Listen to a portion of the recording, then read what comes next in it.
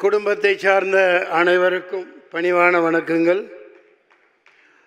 இந்த புகழஞ்சலியை கேப்டன் விஜயகாந்த் அவர்களுக்கு மிகவும் சிரத்தையோடு நடத்தி கொண்டிருக்கும் தென்னிந்திய நடிகர் சங்கத்தினருக்கும் அனைத்து உறுப்பினர்களுக்கும் தலைவர் நாசர் அவர்கள், செயலாளர் விஷால், பொருளாளர் கார்த்திக் மற்றும் பூச்சி முருகன் ஐயா, அனைத்து பொறுப்பாளர்களுக்கும் பணிவான வணக்கங்கள். உலகத்தில் புரட்சி தலைவர் எம்ஜிஆர் மக்கள் அனைவர் மனதிலும் இதயத்திலும் இடம் பிடித்தவர். அதுக்கடுத்து நடிகர் திலகம் சிவாஜி கணேசன் நடிப்பின் இமயமா எல்லார் மனசுலையும் நிற்கிறவர்.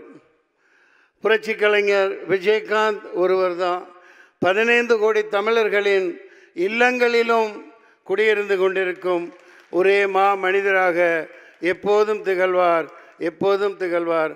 அன்னாரின் ஆன்மா சாந்தி அடைய நான் வல்ல இறைவனை பிரார்த்திக்கிறேன்.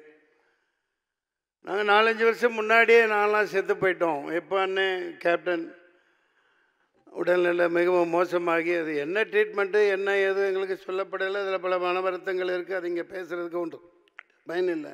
என்னால் தாங்க முடியல, அதெல்லாம் பார்க்க முடியல. அந்த மாமனிதருக்கு எத்தனை சோதனைகள் வந்ததுன்னு. நான் ஆர்கே செல்லமணி அவர்கள் நல்ல ஒரு இதை சொல்லிட்டு போனாங்க. அதன் தொடர்ச்சியாக புரட்சி கலைஞர் வளாகம்ங்கிறது வைக்கிறதுல ஒன்றும் இது இல்லை. ஆனால் நடிகர் சங்கத்தின் தலைவர் பொருளாளர் முக்கியமாக கார்த்திக்கு நான் வேண்டி கேட்டுக்கிறேன். கடன் வாங்கி ஏதாவது இப்போ கட்டுறதுல என்ன சிக்கல் என்ன ஏதுன்னு தெரியல, இந்த இடத்துல சொல்லணும் மக்கள் அறிய. ஏன்னா நம்மெல்லாம் மிகப்பெரிய லெஜெண்டாக இருந்த ஒரு கேப்டன். நான் அவர் தலைவராக இருக்கையில், நடிகர் சங்க தலைவராக இருக்கையில் செயற்குழு உறுப்பினராக இருந்தவன். அந்த பத்திரத்தையெல்லாம் வாங்கி காமிச்சு அந்த அங்கே இது இருக்கும், அங்கே அது என்ன அந்த படம் பார்க்குற இடம் தியேட்டர், அங்கே வச்சு செயற்குழு நடந்துகிட்ருக்கையில் அதெல்லாம் காமிச்சு எவ்வளோ ஈடுபாடாக எப்போவும் சிரிச்சுக்கிட்டே இருப்பாங்க.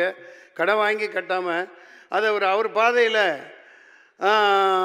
மொய் விருந்து மாதிரி எப்படி ஒரு படத்தில் பண்ணியிருப்பாங்க, அந்த மாதிரி மொய் விருந்து வச்சு எந்த செலவும் பண்ண வேணாம், 5 பைசா நடிகர் சங்க செலவு பண்ண வேணாம். எல்லா நடிகர்களும் அந்த வளாகத்தை சுத்தப்படுத்தி அந்த புதர்களெல்லாம் அப்புறப்படுத்திட்டு சாமியானா போட்டு இந்த பக்கம் சைவ உணவு அந்த பக்கம் அசைவம் போட்டு மொய் விருந்து வச்சு பாக்கு அட்டையில் வெத்தலை பாக்கு வச்சு எல்லா நடிகர்களுக்கும் கூப்பிடுவோம். அவங்க 10 கோடி 5 கோடி எவ்வளோ யார் என்ன தர்றாங்களோ டிடியோ செக்கோ வச்சுட்டு போட்டோம். வேறு ஃபார்மேட்லேயும் பண்ணிக்கலாம், ஒன்றும் தப்பு இல்லை. எல்லாத்தையும் கூப்பிட்டு ஏண்டா எவனோ இங்கே தமிழ்நாட்டில் ஆட்டை போட்டு என்னதையும் பில்டிங் கட்டுறான். 40 பில்டிங் கட்டுறான், 40 மாடி கட்டுறான், 50 மாடி கட்டுறான். எப்போ நம்ம கண்ணு முன்னாடி கூளை கும்பிடு போட்டவன் 20 வருஷத்துக்கு முன்னாடி என்கிட்ட அசிஸ்டண்ட்டாக இருந்தவன் பெரிய பில்டராக இருக்கான். நம்ம அதே இடத்துல இருந்துகிட்ருக்கோம். இப்போ கேப்டன்லாம் நடிகர் சங்கம்னா ஒரு இராணுவ பலத்தோடு இருந்துச்சு, இராணுவ பலத்தோடு இருந்துச்சு. சாதாரணமாக இருந்தார். நல்ல ஆட்சியாளர்கள்லாம் பயந்தாங்க. இல்லாட்டி ஒரு ராமேஸ்வர போராட்டம் ட்ரெயின் ஃபுல்லாக ரொப்பிக்கிட்டு அங்கே போய் நடத்தி காமிச்சிருக்க முடியாது. நெய்வேலி போராட்டம் இங்கே குறிப்பிட்டாங்க பேசினவங்க. நம்ம அதுக்காக நம்ம 2 கொம்பு வச்சுக்கிட்டு இருக்கணும்னு அவசியம் இல்லை. கதாநாயகர்கள் விஷால் உங்களுக்கு சக்தி இருக்குது, நாசர் சார் உங்களுக்கு சக்தி இருக்குது. இனிமேலும் நடிகர் சங்கம் ஒரு இராணுவ பலத்தோட மிகப்பெரிய அங்கமாக தமிழ்நாட்டில் இருக்கணும். எவனுக்கும் கட்டுப்பட வேண்டிய அவசியம் இல்லை. பார்த்துக்கலாம், எத்தனையோ கோடி போட்டு பணம் எடுக்கணும். தயவு செஞ்சு கடன் வாங்காதீங்க. அதாவது டிரான்ஸ்பரண்ட்டாக இருக்கட்டும். எந்த நடிகர் என்ன கொடுக்குறாங்களோ என்னங்க இதெல்லாம் ஒரு ஜிஜிபி மேட்ருங்க, சாதாரண விஷயம்.